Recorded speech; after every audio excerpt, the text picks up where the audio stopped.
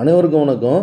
மாமரங்களில் பாதிப்பை ஏற்படுத்தக்கூடிய தத்துப்பூச்சிகள் டிசம்பர் ஜனவரி மாதங்களில் அதிகமாக பாதிப்பை ஏற்படுத்தும். இதனை கட்டுப்படுத்த மெட்டாரைசியம் அனிசோபிலியே 5 மில்லி 1 லிட்டர் தண்ணீருக்கு அல்லது வெர்டிசிலியம் லக்கானி 5 மில்லி 1 லிட்டர் தண்ணீருக்கு அல்லது அசாடிரெக்டின் 1500 ppm 5 மில்லி 1 லிட்டர் தண்ணீருக்கு அதனுடன் ஒட்டும் திரவம் கலந்து தெளிக்க தத்துப்பூச்சிகளை கட்டுப்படுத்தலாம்.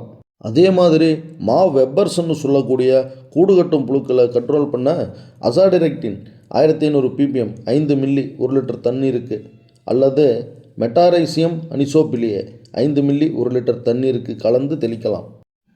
மாவில் பல ஈக்களினுடைய பாதிப்புகள் மார்ச் ஏப்ரல் மாதங்கள் முதலே ஆரம்பமாகும். அதனால் அப்புறந்த லியூர்னு சொல்லக்கூடிய இனக்கவர்ச்சி பொறிகளை நம்ம ஏக்கருக்கு 5 வீதம் கட்டிவிடும்போது இதனை கட்டுப்படுத்தலாம். நோய்களில் அதிகமாக பாதிப்படைய செய்கிறது சாம்பல் நோய், பறவைக்கண் நோய்.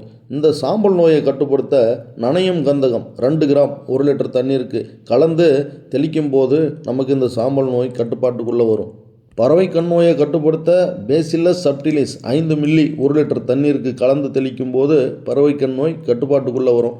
பிஞ்சுகள் பட்டாணி அளவில் இருக்கும்போதும் காய்கள் முதிர்ச்சி அடைவதற்கு முன்பும் இந்த நோய்களினுடைய பாதிப்புகள் இருக்கும்.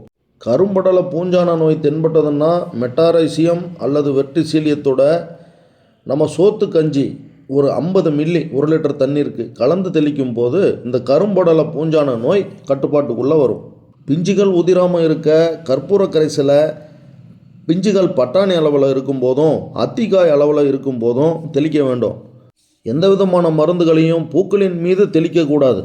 அதே போல் அறுவடைக்கு 40 நாட்கள் முன்னாடி எந்த விதமான ரசாயன மருந்துகளையும் பயன்படுத்தக்கூடாது.